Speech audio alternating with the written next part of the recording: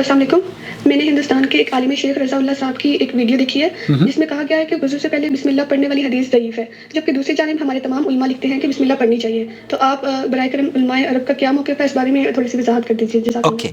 علیزہ ہیں پاکستان سے. جب میں نے ان کو پہچان لیا تو بچی ہیں بہت پیاری. انہوں نے کیا میسج بھیجا؟ جی مجھے بہت خوشی ہو رہی ہے، آپ کا میرا نام یاد ہے. میں علیزہ ہی ہوں اور میری مما نے بھی آپ سے بات کی ہوئی ہے، آپ نے ان کی ویڈیو بھی لگائی ہوئی ہے یوٹیوب پہ ام سائم کے نام سے. ماشاء وہ اللہ. مولانا مکی کے کچھ سوالات تھے اور مجھے اس کی ڈیٹیل نہیں پتا، بس یہی پتا ہے کہ آپ نے ان کا جواب دیا تھا. جی میں علیزہ ہی ہوں. اوکے علیزہ، آپ کو میں یاد ہوں، بہت شکریہ. آپ بھی یاد ہیں، اور میں جو ہمارے بچے ہوتے ہیں نا میں ان کو یاد رکھتا ہوں. مجھے میرے بچے یاد رکھتے ہیں اور میں ان کو یاد رکھتا ہوں. اللہ تعالیٰ اس رشتے کو مبارک کرے. آپ یہ جاننا چاہ رہی ہیں کہ جو بسم اللہ پڑھنے کی روایت شیخ رضا اللہ عبد الکریم مدنی حفظہ اللہ کا چینل انہوں نے دیکھا. ہندوستان کے عالم دین اللہ کے فضل و کرم سے پاکستان میں بھی دین کی شمعیں روشن کر رہے ہیں. اللہ رب العالمین چاہے وہ ہندوستان کے علماء ہوں یا پاکستان کے علماء ہوں، یہ ہمارے سروں کے تاج ہیں. اللہ رب العالمین ان کی حفاظت فرمائے. آپ اپنی والدہ سے ام سائم سے میرا سلام کہیں. علیزہ، یہ بات جو شیخ رضا اللہ عبد الکریم مدنی نے فرمائی ہے، اور آپ یہ جاننا چاہتی ہیں کہ سعودی عرب کے علماء کا اس سلسلے میں کیا موقف ہے، تو سعودی عرب کے علماء کا موقف یہی ہے کہ یہ حدیث ضعیف ہے. شیخ عبدالعزیز بن باز اور دیگر اہل علم کا اس سلسلے میں یہی موقف ہے. شیخ مصطفیٰ نے بھی اور شیخ عبدالعزیز الفوزان نے، اس سے پہلے میں آپ کی گفتگو اس سلسلے میں پیش کر چکا ہوں، اور شیخ خالد المصلح بھی یہی بیان کر رہے ہیں. جو لیس مبطل الوضوء، جو ہمارے یہاں کتابوں میں اکثر لکھا جاتا ہے کہ اگر نماز آپ نے وضو کری ہے اور وضو سے پہلے آپ نے بسم اللہ نہیں پڑھی تو آپ کی وضو ہی نہیں. قول الجمهور ان البسمله سنه.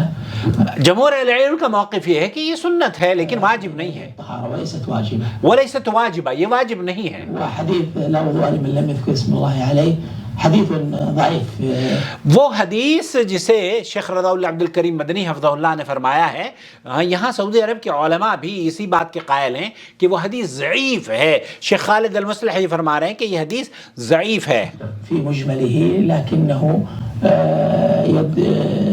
جاء من طرق بہت ساری طرق سے اس روایت کو پیش کیا گیا ہے اور بہت سارے اہل علم نے اس کے حسن ہونے کا اقرار کیا ہے. اور بہت سارے اہل علم کا موقف یہ ہے، جیسے امام محمد بن حنبل رحمۃ اللہ علیہ فرمایا کرتے تھے کہ اس سلسلے میں کوئی بھی صحیح روایت موجود نہیں ہے. شیخ عبدالعزیز الفوزان نے کہا تو وہ ان سے جب یہ سوال پوچھا گیا تو انہوں نے کہا کہ اس ضمن میں اللہ تعالیٰ نے قرآن کریم میں وضو کی کیفیت بیان کری ہے، اور نبی کریم صلی اللہ علیہ وسلم کی وضو کس طریقے سے آپ علیہ السلام کیا کرتے تھے تفصیل سے حضرت علی نے، حضرت عثمان نے، حضرت ابو ہریرہ نے، محدثین نے اس کو نقل کیا ہے. انہوں نے شروع سے لے کر آخر تک وضو کا طریقہ بتایا ہے لیکن بسم اللہ کا ذکر اس میں نہیں کیا ہے. تو جس سے یہ پتہ چلتا ہے کہ یہ اگر واجب ہوتا بسم اللہ پڑھنا وضو سے پہلے تو یقیناً اس کی صحیح حدیث موجود ہوتی، جیسے کہ لا صلاۃ لمن لم یقرأ بفاتحۃ الکتاب.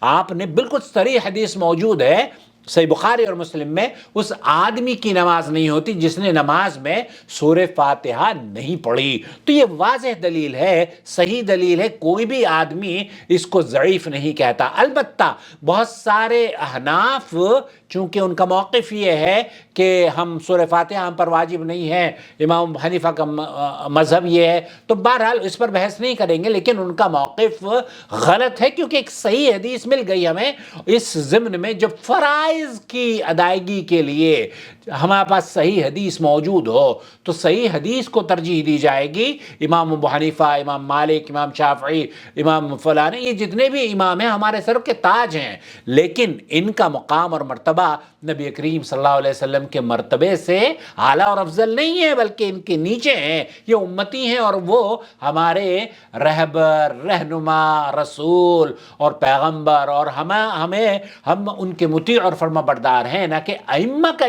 ان کی عزت اور احترام اپنی جگہ ہے، لیکن ہم مطیع اور فرما برداری کس کی کرتے ہیں؟ علیزہ اللہ کے رسول صلی اللہ علیہ وسلم کی۔